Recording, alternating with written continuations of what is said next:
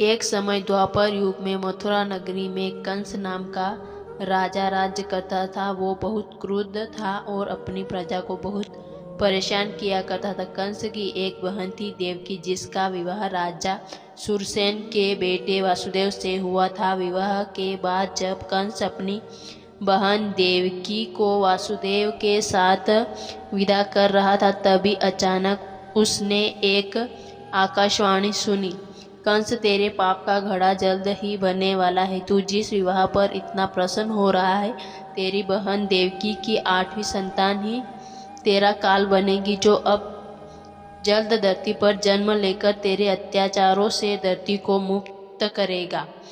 यह कैसी आकाशवाणी है? यह कैसी आकाशवाणी है? कदाचित मैं इतना डरा हुआ क्यों महसूस कर रहा हूँ? कुछ तो करना होगा। आज से देवकी और उसके पति वासुदेव पर पूरी दृष्टि रखनी होगी।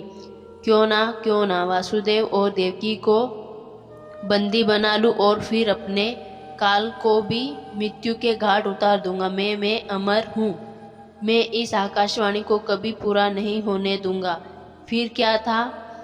अत्याचारी कंस ने अपनी बहन देवकी और वासुदेव को कारागार में बंद कर दिया। समय बीतता गया। देवकी ने एक एक कर 6 बच्चों को जन्म दिया। कंस ने देवकी के सभी बच्चों को मार डाला। देवकी और वासुदेव यह सब देखकर बहुत दुखी हुआ करते हैं। उन्होंने कंस से विनती की कि वह उनके बच्चों को उनसे दूर ना करे, पर कंस ने उनकी एक ना सुनी और 7वीं संतान को भी उसने दूर करने की धमकी दी।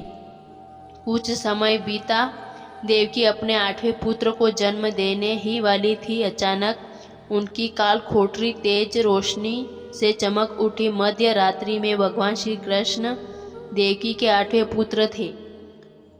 पुत्र के रूप में प्रकट हुए। उनका दिव्य तेज इस बात का संकेत था कि अब बुराई का अंत का समय आ गया है। वासुदेव के सभी बंधनों के साथ साथ कारागार के सभी द्वार अपने आप ही खुल गए।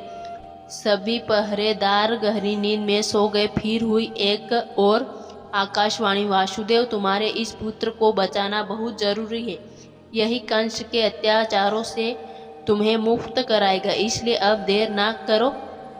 तुम अब इस बालक को गोकुल में अपने मित्र नंद को दे आओ और यशोदा की कन्या लाकर देवकी को देना। वासुदेव ने कृष्ण को एक टोकरी में लिटाया और अपने सिर पर रखकर गोकुल की ओर चल दिए। वहां पहुंचने के लिए उन्होंने उफती यमुना नदी पार करनी थी। बारिश और तेज हवा भी थी। ऐसे में शेषनाग ने अपने फन से सुरक्षा कवच बनाया और उन्होंने कृष्ण को बचाया। उधर वासुदेव जैसे ही नंद के घर पहुँचे तो देखा कि यशोदा ने भी कुछ समय पहले ही एक कन्या को जन्म दिया था। वासुदेव ने कृष्ण को पालने में लिटाया और कन्या को लेकर मथुरा आ गए।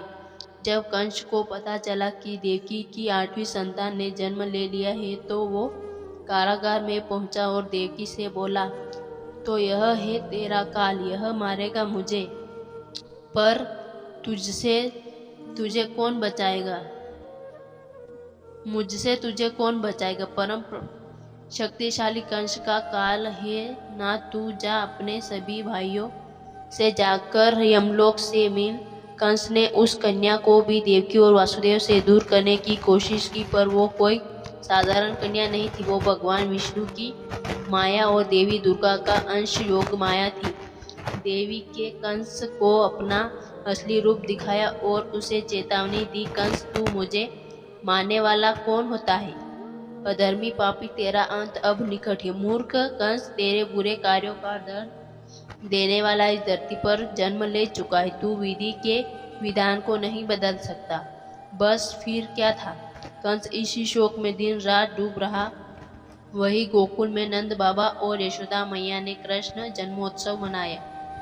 नंद बाबा ने 9 लाख गौ सहित उन्न, वस्त्र, सोना, चांदी और कई बहुमूल्य उपहार दान दिए। कृष्ण को बड़े प्यार से लालन पालन किया। कन्हैया ने बचपन में कई लीलाएं खिलाई, जिनका गोकुल वासियों से बहुत आनंद लिया।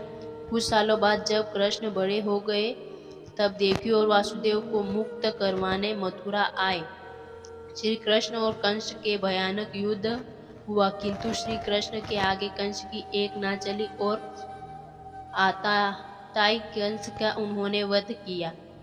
इस तरह अधर्म पर धर्म, असत्य पर सत्य और बुराई पर अच्छाई की विजय हुई। यही श्री कृष्ण का संदेश था। भगवान श्री कृष्ण का अवतरण दिवस हर साल पूरे देश में कृष्ण जन्माष्टमी के रूप में बड़ी धूमधाम से मनाया जाता है। श्री कृष्ण जन्म कथा हमें सिखाती है कि बुराई चाहे कितनी भी शक्तिशाली हो, जीत हमेशा अच्छाई की ही होती है। इस प्रकार से रोमांचक कहानियों को सुनने के लिए हमारे इस चैनल को लाइक, शेयर और सब्सक्राइब करें और हाँ, बेल आइकन जरूर दबाएं ताकि रोमांचक कहानियाँ और नोटिफिकेशन सबसे पहले आप तक पहुँचे। नमस्कार।